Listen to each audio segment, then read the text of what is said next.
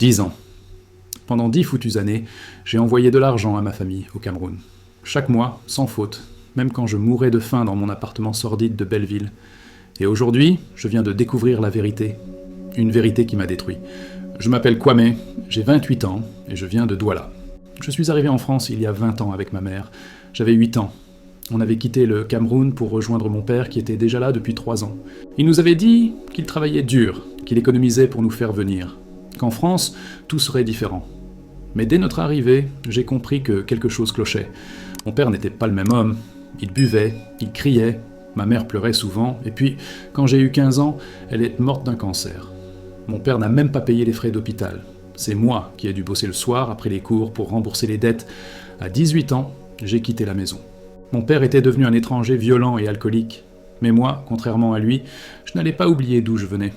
J'avais encore de la famille au Cameroun, ma grand-mère, mes oncles, mes cousins. Eux, ils comptaient sur moi. Alors j'ai commencé à envoyer de l'argent, chaque mois, même quand je galérais à trouver du boulot. Même quand je dormais chez des potes, même quand je ne mangeais que des pâtes pendant des semaines, 500 € par mois, parfois plus. Parce que ma grand-mère était malade, parce que mes cousins voulaient étudier, parce que la famille avait besoin de moi. J'ai travaillé dans des entrepôts, j'ai fait de la livraison, j'ai nettoyé des bureaux la nuit, tous les petits boulots de merde que personne ne voulait faire. Mais ça ne me dérangeait pas. J'avais un objectif, soutenir ma famille, être l'homme que mon père n'avait jamais été. Mes potes me disaient là que j'étais fou, que je devais penser à moi d'abord, que je devais épargner pour mon avenir, pour un appartement, pour une voiture. Mais comment je pouvais faire ça en sachant que ma grand-mère n'avait pas de quoi se soigner ? Comment je pouvais vivre tranquille en sachant que mes cousins abandonnaient l'école par manque d'argent ? Pendant 20 ans, j'ai vécu comme ça, dans des appartements minuscules, avec des meubles récupérés, sans vacances, sans sortie, sans rien. Mais j'étais fier. Parce que chaque mois, je recevais des nouvelles du Cameroun. Ma grand-mère qui allait mieux grâce aux médicaments que je payais, mes cousins qui réussissaient leurs études, ma tante qui avait enfin pu réparer sa maison. Ils me disaient que j'étais leur héros, que grâce à moi, la famille tenait le coup, que sans moi, il ne serait rien. Ces mots-là, ils me donnaient dans la force de continuer, même quand j'avais envie de tout plaquer. Mais il y a 3 semaines, quelque chose s'est passé. Mon cousin Didier, le fils de ma tante, celui pour qui j'avais payé les études de commerce, a posté quelque chose sur Facebook, une photo qui allait tout changer. Sur cette photo, il était devant une Mercedes flambant neuve, tout sourire, avec la légende « Enfin ma première voiture ! Merci papa pour ce magnifique cadeau d'anniversaire !» Papa ? Quel papa ? Sa mère m'avait toujours dit qu'elle était veuve, que le père de Didier était mort quand il était petit. C'est pour ça que je payais tout.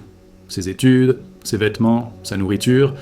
Depuis 10 ans, j'ai appelé directement Didier. Ma voix tremblait de colère. « Didier, c'est qui ton père sur cette photo ?» Il a bégayé. Il cherchait ses mots. Quoi, mais c'est compliqué. » « Compliqué ? Tu me prends pour un con ? Ta mère m'a dit que ton père était mort ? Écoute, il était parti, c'est vrai. Mais il est revenu il y a 5 ans. Maman ne savait pas comment te le dire. Tu envoyais déjà tellement d'argent. » J'ai raccroché. J'étais en état de choc. 5 ans. Il était revenu depuis 5 ans et il ne m'avait rien dit. Ils avaient continué à prendre mon argent en me faisant croire qu'ils étaient pas dans la misère. Mais ce n'était que le début. Parce que j'allais découvrir que le mensonge était encore plus gros que ça. Le lendemain, j'ai appelé ma grand-mère, celle pour qui j'avais envoyé des milliers d'euros pour ses médicaments pendant des années. Celle qui me disait qu'elle était malade, qu'elle avait besoin de moi pour survivre. « Grand-mère, il faut qu'on parle. Je viens d'apprendre pour le père de Didier. » Il y a eu un silence.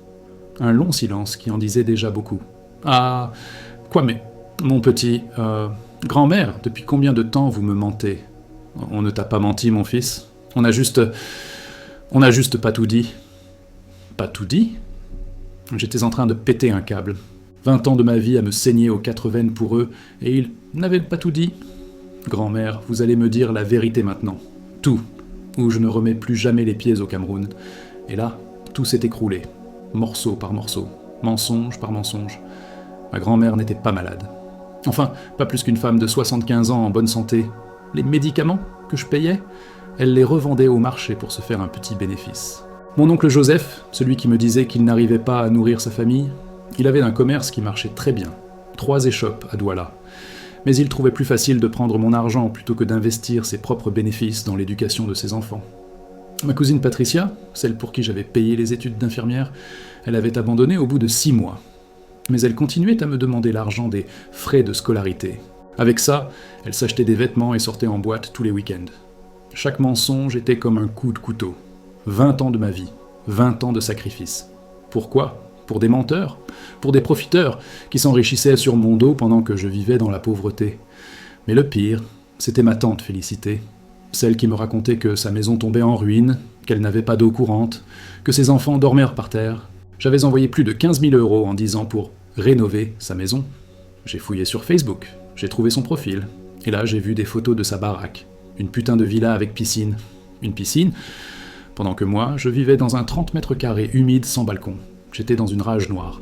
Mais ce qui m'a achevé, c'est quand j'ai découvert qu'ils se moquèrent de moi entre eux. Un de mes cousins avait oublié de me bloquer sur Instagram. Dans ses stories, je l'ai vu dans un restaurant chic de Douala avec d'autres membres de la famille. Et dans une story, on entendait ma tante Félicité dire en riant « Ah, ce Kwame, il est trop bon, il croit encore qu'on est pauvre. Tant qu'il envoie l'argent depuis la France, nous on vit bien. » Il riait de moi, de ma générosité, de ma naïveté. J'ai fermé mon téléphone et j'ai pleuré. Pour la première fois depuis la mort de ma mère, j'ai pleuré comme un gosse. 20 ans de ma vie gâchée. 20 ans de sacrifice pour des ingrats qui se foutèrent de ma gueule. Si tu es accroché à cette histoire jusqu'ici, like la vidéo et abonne-toi, parce que la deuxième partie est encore plus intense.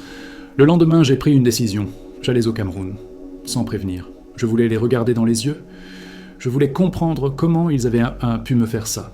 J'ai vidé mon compte épargne. Les 3 000 € que j'avais réussi à mettre de côté en me privant de tout. J'ai acheté un billet d'avion. Mes potes m'ont dit que j'étais fou, que j'allais au-devant des emmerdes, mais je m'en foutais. J'avais besoin de réponses. J'avais besoin de fermer cette page de ma vie. Le vol Paris-Douala m'a paru interminable. Pendant 8 heures, j'ai repassé ma vie en boucle.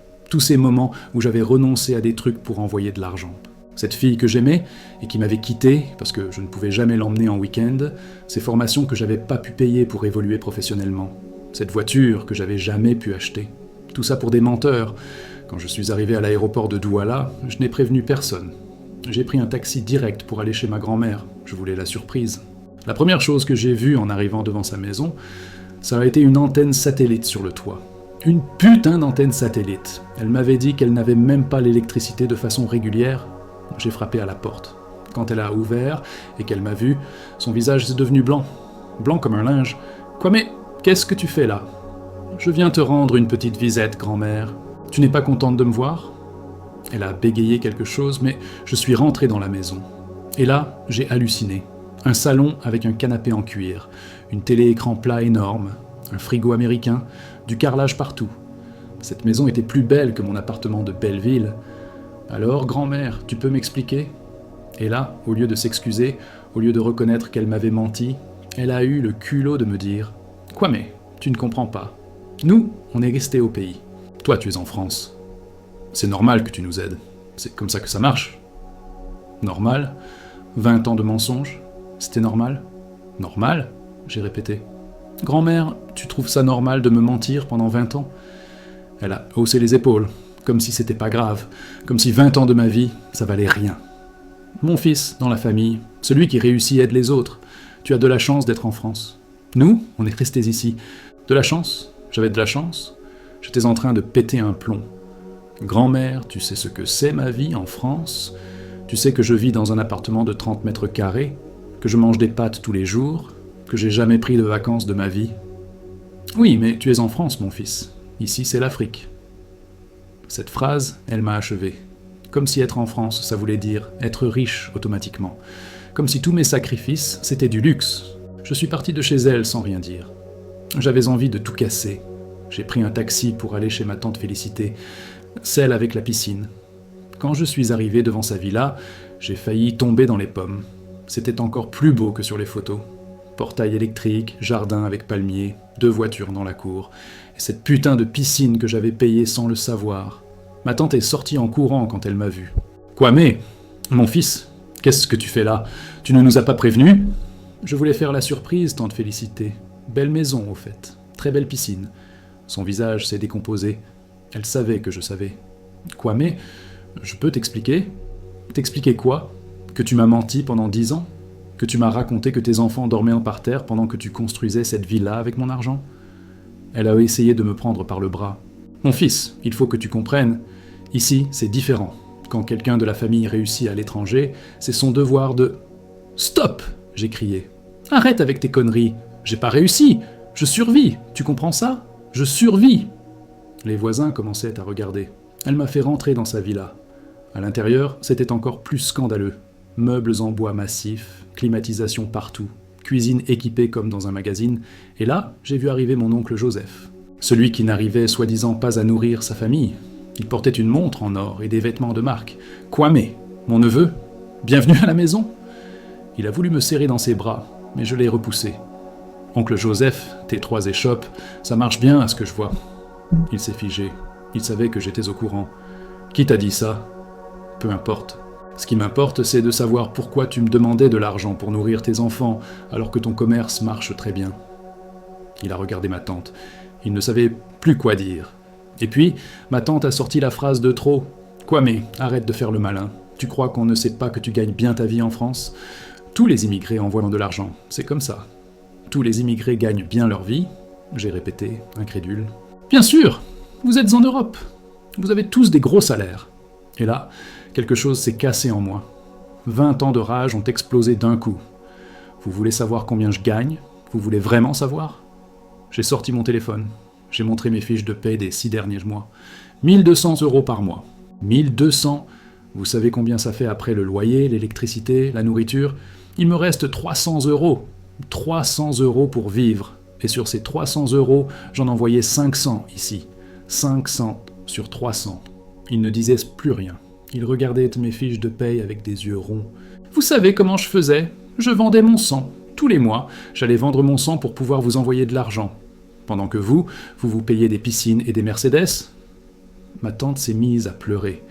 Mais c'était pas des larmes de honte. C'était des larmes de frustration. Parce qu'elle venait de comprendre qu'elle ne pourrait plus jamais me mentir. Kwame, on ne savait pas.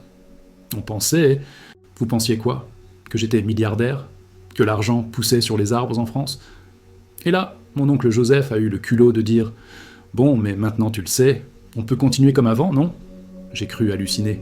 Après tout ça, après avoir découvert leurs mensonges, ils pensaient que j'allais continuer à les entretenir. Continuer comme avant ? J'ai répété. Oui, on sera plus honnêtes avec toi.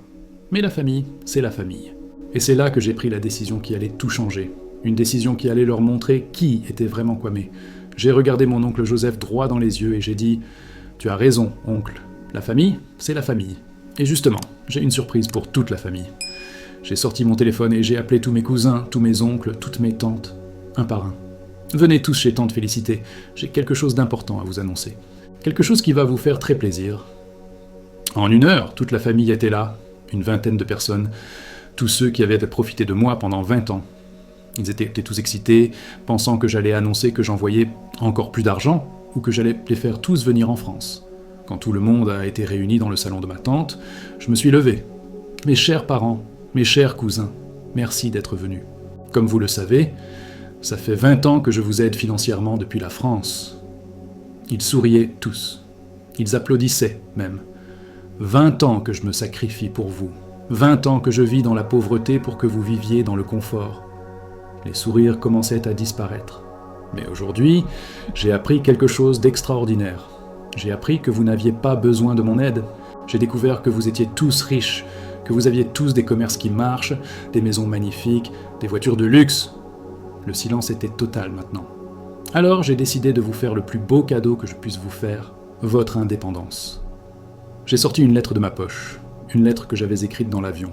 À partir d'aujourd'hui, vous ne recevrez plus jamais un centime de ma part. Plus jamais. Vous êtes libre ?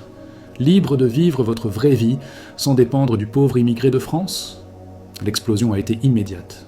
Tout le monde s'est mis à parler en même temps, à protester, à me supplier. « Kwame, tu ne peux pas nous faire ça ! On est ta famille. On a des habitudes maintenant. » Des habitudes. Ils appelaient ça des habitudes. Et ce n'est pas tout. J'ai continué. J'ai aussi une autre surprise. Avec tout l'argent que je vais économiser maintenant, je vais pouvoir enfin réaliser mon rêve. Ils me regardaient, terrorisés. Je vais créer une association. Une association pour aider les vrais pauvres du Cameroun, ceux qui n'ont pas de famille riche en Europe. ceux qui crèvent vraiment la dalle. Et je vais l'appeler l'association Kwame, pour la vérité. Ma grand-mère s'est levée, furieuse. « Kwame, tu ne peux pas nous abandonner comme ça. Qu'est-ce qu'on va devenir ?» « Ce que vous allez devenir, » j'ai souri. « Vous allez devenir ce que vous avez toujours été, des gens capables de se débrouiller tout seuls. Vous allez enfin assumer vos responsabilités d'adulte. » Mon cousin Didier, celui avec la Mercedes, s'est approché de moi. « Kwame, soyons raisonnables. On peut trouver un arrangement. » « Un arrangement ?» J'ai éclaté de rire. « Didier, tu as une Mercedes que ton père t'a offerte. Moi, je prends le métro depuis 20 ans. C'est qui a besoin d'un arrangement ?» Et là, ma tante Félicité a joué sa dernière carte. « Si tu nous coupes l'argent, tu ne fais plus partie de la famille. Tu ne seras plus jamais le bienvenu ici. » J'ai regardé autour de moi. Cette villa payée, avec mon argent, ces gens qui s'étaient enrichis sur mon dos.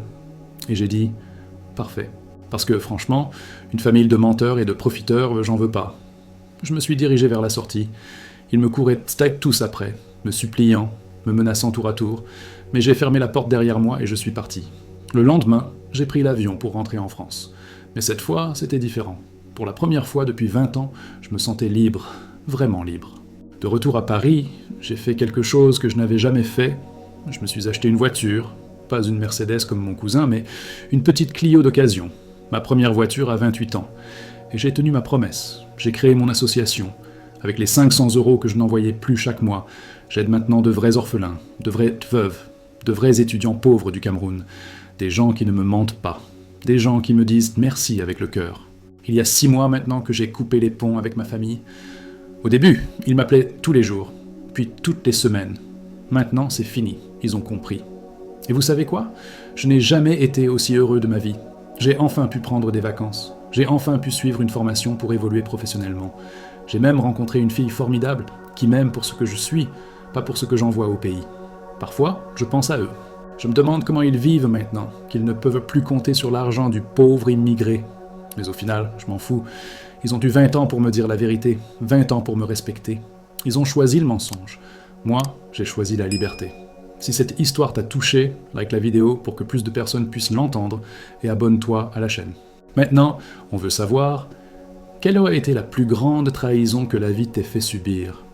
Raconte-nous tout en commentaire et n'hésite pas à partager cette vidéo si tu penses qu'elle peut aider quelqu'un dans la même situation que Kwame.